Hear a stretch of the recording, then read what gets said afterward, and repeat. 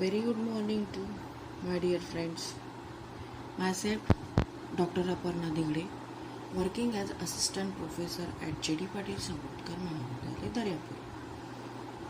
Today, we are going to discuss the topic Unit 2, Part A, Phenols. Okay, let's start. Now, phenol. What is phenol? What is the structure of phenol?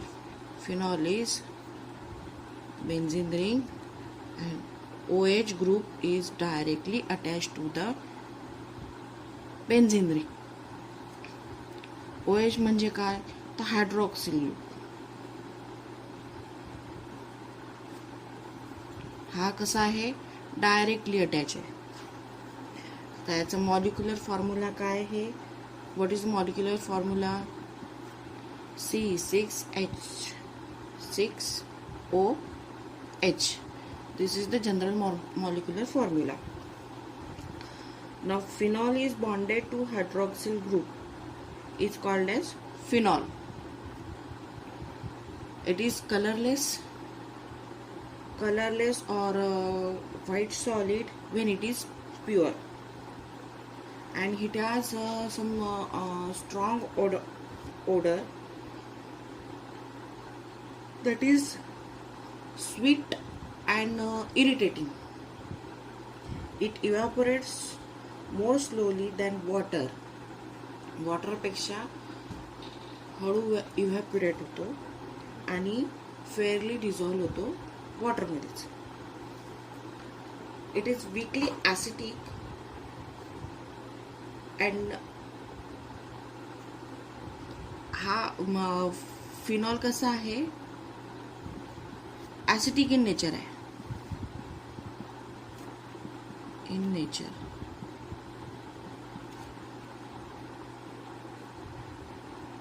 ठीक आहे. आता याचा आपल्याला काय पाहायचं आहे? Acetic nature बघायचं आहे. Acetic nature of phenol. नाही त्याच्या आधी आपण घेऊ classification.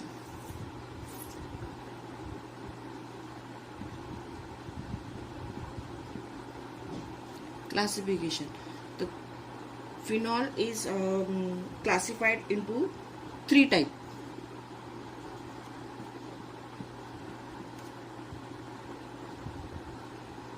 First, monohydric. Second, dihydric. And third is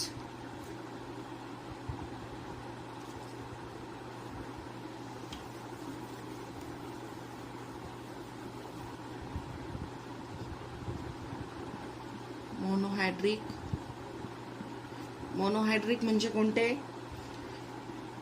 तर बेन्झीन रिंगला एक OH ग्रुप असणार आहे. याच्यामध्ये सिंगल हायड्रॉक्सिल ग्रुप असेल, ओनली वन, म्हणून हा काय झाला मोनोहायड्रिक. तर याचं नाव काय? फिनॉल. दुसरं एक्झाम्पल आहे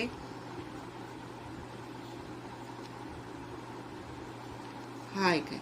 हा एक OH आणि इथे CH3. याचं काय नाव? ऑर्थोक्रिसॉल. फर्स्ट पोझिशन ही आहे, फर्स्ट आणि सेकंड पोझिशन कोणती असते? ऑर्थोक्रिसॉल. मेटाक्रिसॉल. आता मेटाक्रिसॉल कसा लिहाल?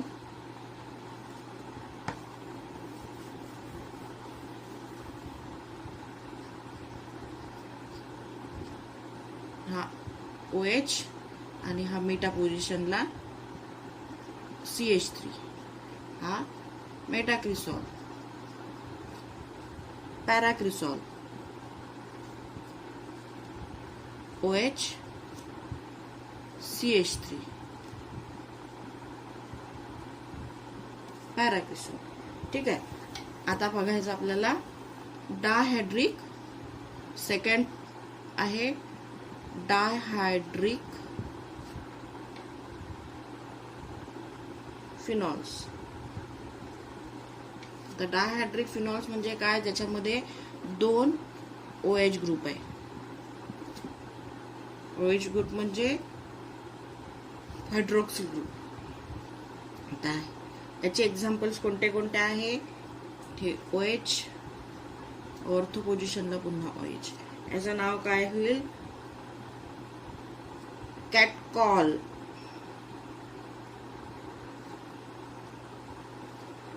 दुसरा आहे याचं एक्झाम्पल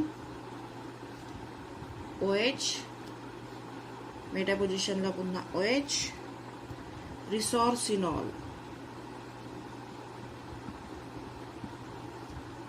आणि तिसरा आहे पॅरा पोझिशनला OH, हायड्रॉक्सिल ग्रुप.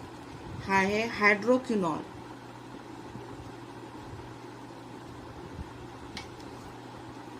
ठीक आहे.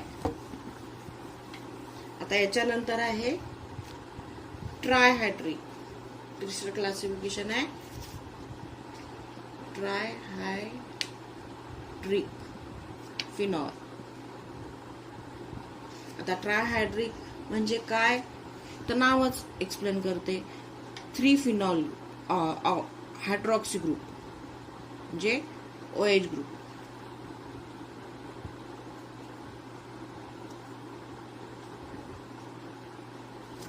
is directly attached to the benzene ring. For example, OH, OH, दोन मेटा पोझिशनला काय राहील? OH. याचं नाव काय राहील? फ्लोरोग्लायसिन सिनॉल, ग्लायसिनॉल. दुसरं एक्झाम्पल आहे याचं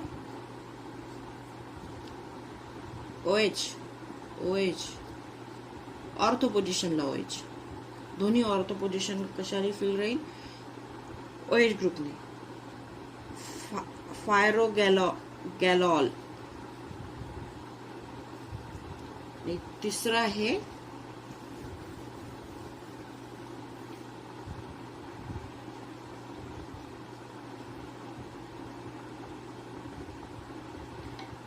फर्स्ट पोझिशनला OH, नंतर मेटा पोझिशनला OH आणि एक पॅरा पोझिशनला OH. याचं नाव काय होईल? बेन्झीन 1,2,4 1,2 नाही 1,3,4 ट्रायॉल. ठीक आहे. आता हे झालं क्लासिफिकेशन. आता मेथड ऑफ सिंथेसिस किंवा मेथड ऑफ प्रिपरेशन.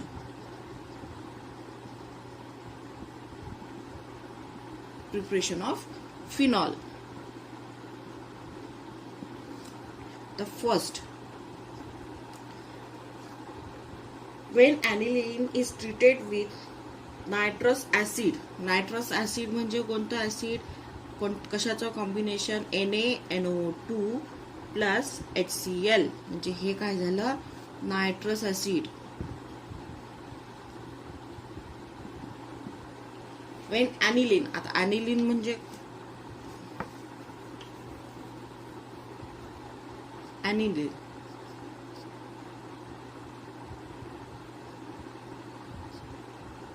NH2. ठीक आहे. हे काय झालं? ॲनिलिन प्लस नायट्रस ऍसिड म्हणजे NaNO2 प्लस HCl.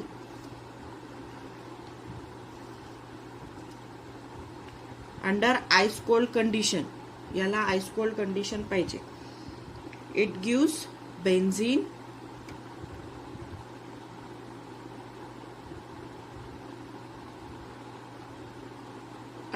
आणि अंडर सम प्रेशर म्हणजे 272 ते 278 केल्विनचं प्रेशर पण लागेल. इथे काय होईल? -H2O वॉटर मॉलिक्यूल बाहेर निघेल आणि प्रोडक्ट काय मिळणार? It gives benzyl diazonium salt. Benzene diazonium salt म्हणजे कसा? NCl. नायट्रोजनवरती कोणता चार्ज राहील? Positive charge. आणि Cl वर कुठला चार्ज राहील? Negative charge. याचं नाव काय होईल? Benzene diazonium chloride.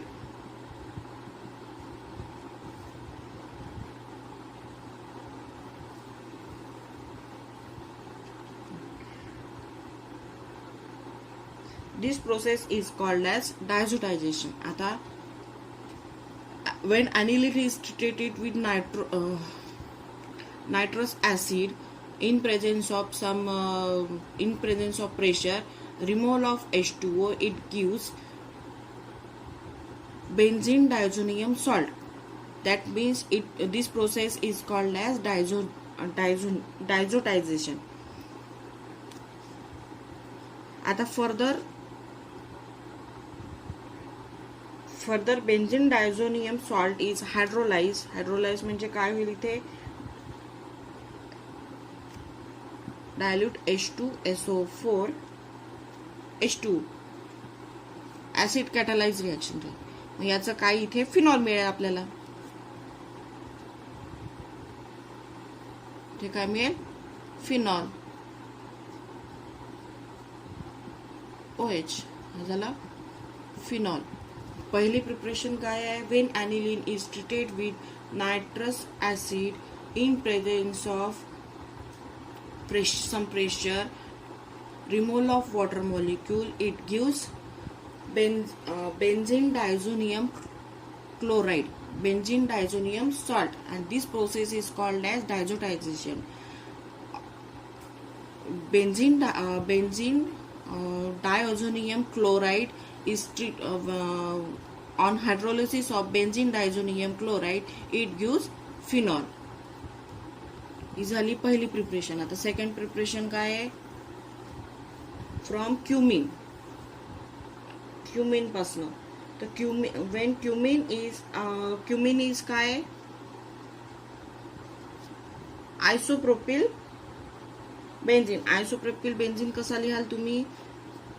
बेन्झीन त्याला CH3 आणि H. हा काय झाला? Benzene isopropyl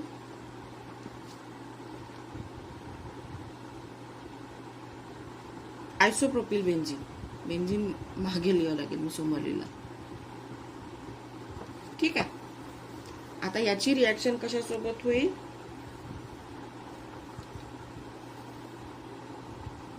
When alkaline solution of cumin is sodium carbonate is oxidized by passing air using cobalt naphthanate as a catalyst at 403 Kelvin. It gives cumin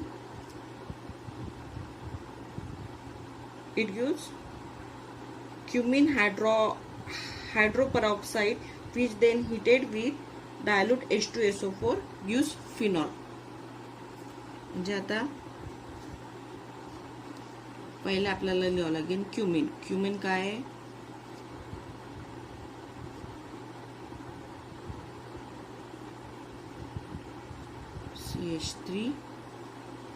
CH3 आणि इथे hydrogen. हा झाला cumin जे isopropyl benzene. On oxidation in presence of cobalt CO naphthalate 403 Kelvin. याच्यात alkaline solution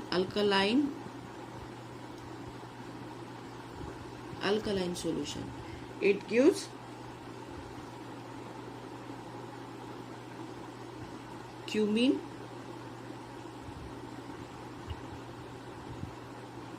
CH3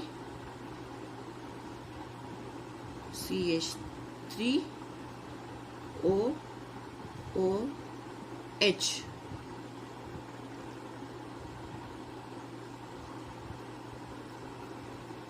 हा काय झाला cumin हायड्रोपरॉक्साईड. आता cumin हायड्रोपरॉक्साईड on hydrolysis when heated with dilute H2SO4.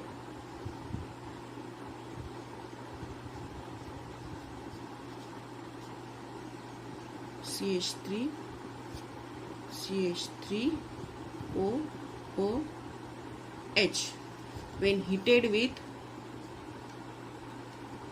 dilute H2SO4 it gives phenol.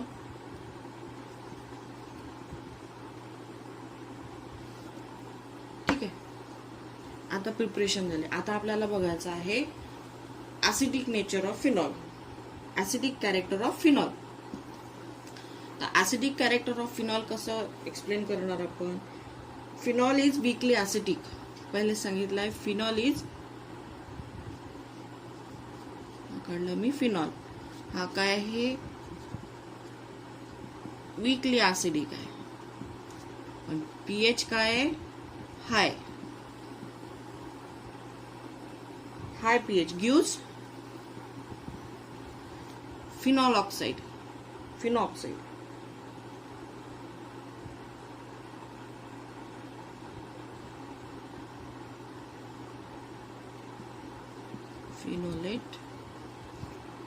फिनोलेट anion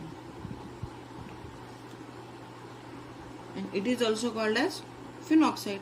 फिनोलेट म्हणजेच काय तुमचा फिनॉक्साइड. तर याला हा कसा लिहिणार, हा झाला फिनॉल.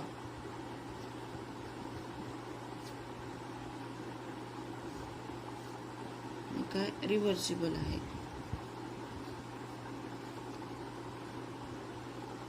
ओ negative plus H plus ion, हा झाला phenoxide ion.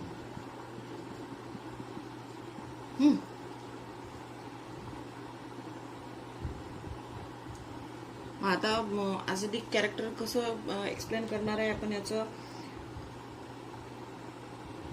It turns blue litmus paper to red. म्हणजे काय ऍसिडिक आहे. It dissolve in alkali to give the sodium salt of water.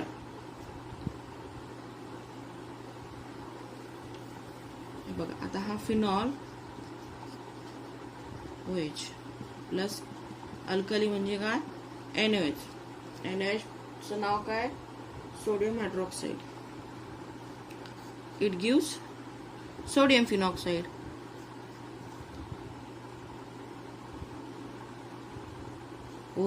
Na plus H2O, हा काय झाला सोडियम फिनॉक्साइड.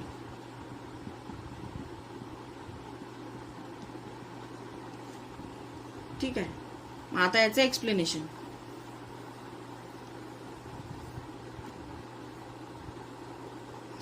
आता phenol मध्ये काय आहे,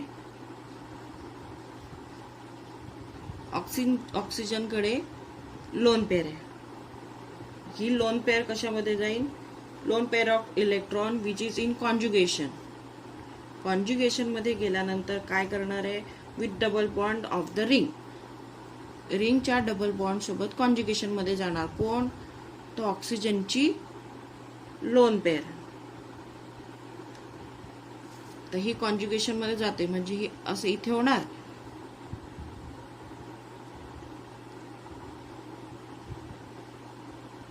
हा इथे जाणार. मग इथं OH राहील. सॉरी, ऑक्सिजन वरती काय येणार पॉझिटिव्ह चार्ज, इथे डबल बॉन्ड, इथे निगेटिव्ह चार्ज. आणि बॉन्ड हे दोन बॉन्ड इथे. आता नेक्स्ट रिझोल्युशन कसं राहील,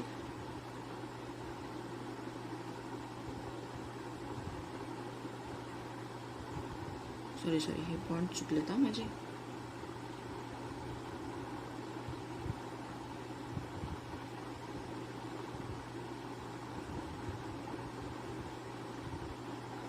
याच्या पुढच्या याच्यामध्ये होईल. Double bond O H.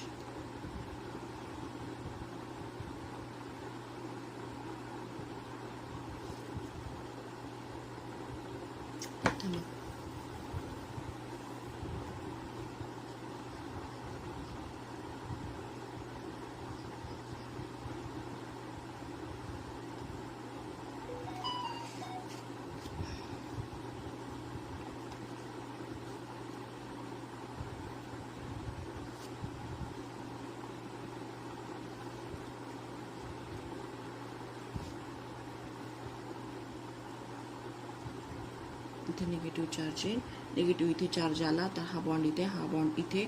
मग याचं रेझोनन्स कसं होईल, पुन्हा हा बॉन्ड इथे ओपन होईल. तर याचं पुढलं स्ट्रक्चर कसं राहील,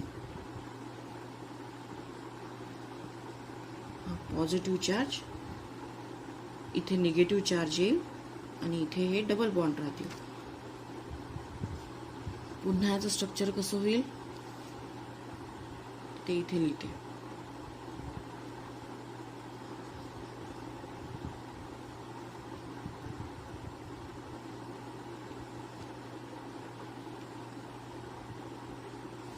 हा डबल बॉन्ड इथे ओपन होईल,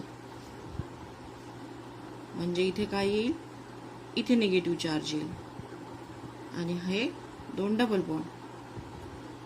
ठीक आहे. आता याचं रेझोनन्स कसं दाखवणार आपण,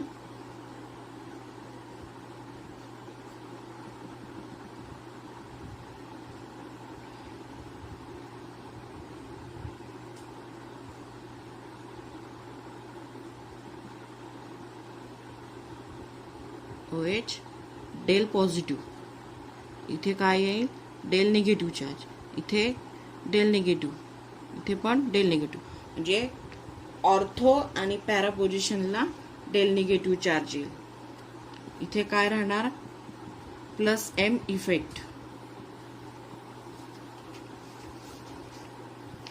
The resonating structure of phenol is indicated that there is a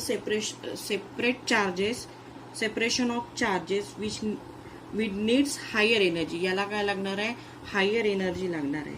Secondly, the electronegative atom, that means the oxygen contain positive charge. याला ऑक्सिजनला जर पॉझिटिव्ह चार्ज आलेला असेल तर हा हायड्रोजन लवकर रिलीज करेल. So there is a structure less stable. This structure is less stable. Hence the bond between oxygen and hydrogen becomes weak. Hence hydrogen ion, H plus ion is removed किंवा काय म्हणू आपण त्याला, release.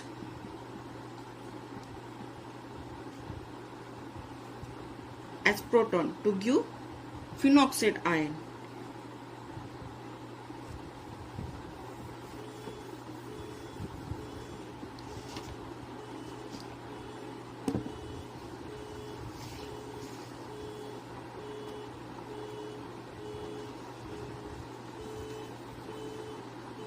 आता दुसरं बघणार आहे आपण,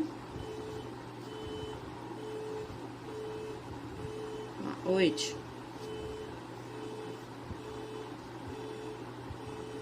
minus H plus H plus.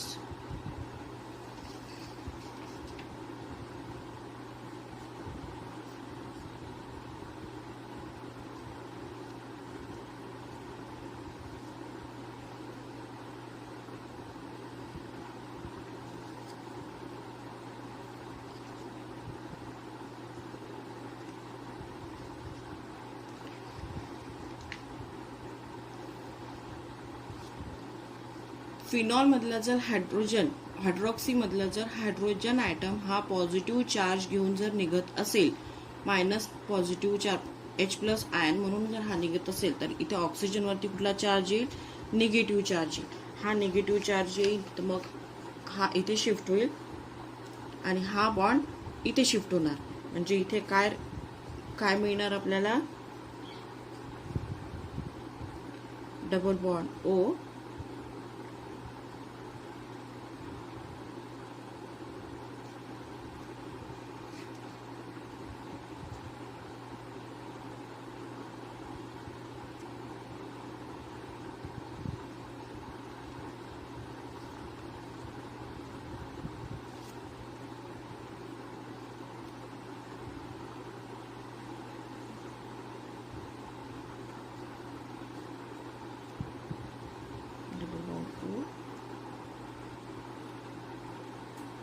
इथे 2 बॉन्ड येणार. मग हे इथे आणि हा पाय बॉन्ड इथे ओपन होणार. म्हणजे याचं काय होईल, resonance.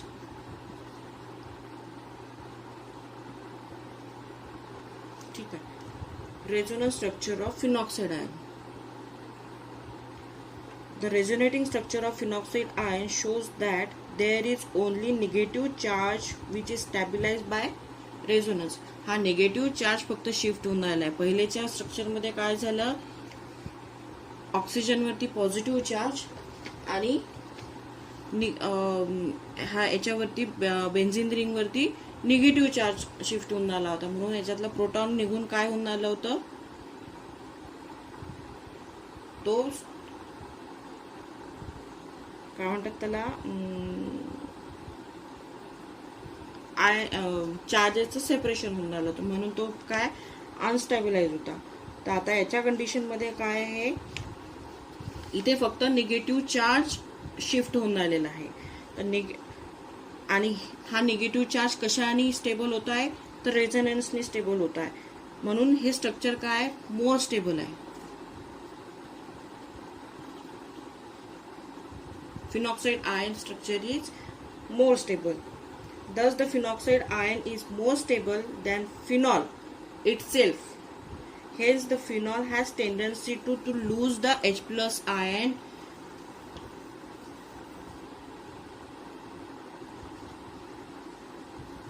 Phenoxide.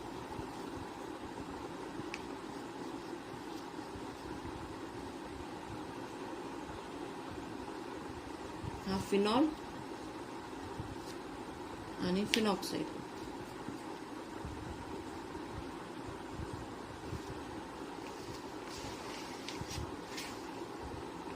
Phenoxide ion is more stable than phenol, less stable. का, तर याच्यामधला H प्लस आयन निघतो, मायनस होतो. म्हणून काय होतंय, हा अनस्टेबल आहे आणि इथे हा मोर स्टेबल आहे.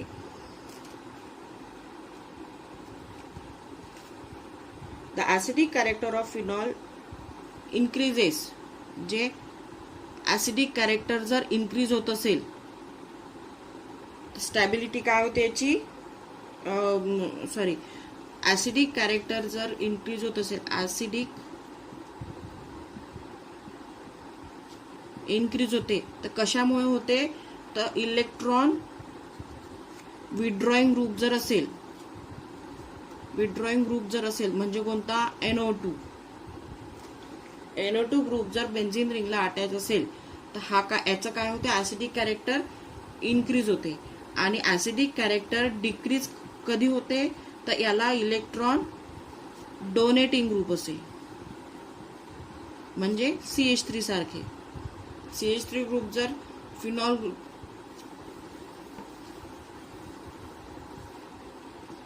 NO2 आणि CH3, हा काय, NO2 काय आहे, इलेक्ट्रॉन विड्रॉइंग, आणि CH3 काय, इलेक्ट्रॉन डोनेटिंग. आता फिनॉलला जर इलेक्ट्रॉन डोनेटिंग ग्रुप जर अटॅच असेल तर त्याचं ऍसिडिक कॅरेक्टर काय होईल, हे डिक्रीज होईल. आणि इलेक्ट्रॉन विड्रॉइंग ग्रुप जर असेल तर ऍसिडिक कॅरेक्टर इन्क्रीज होईल. ठीक आहे. आजच्या लेक्चरसाठी एवढंच. थँक्यू. पुढल्या लेक्चरमध्ये आपण रिॲक्शन्स ऑफ फिनॉल बघू.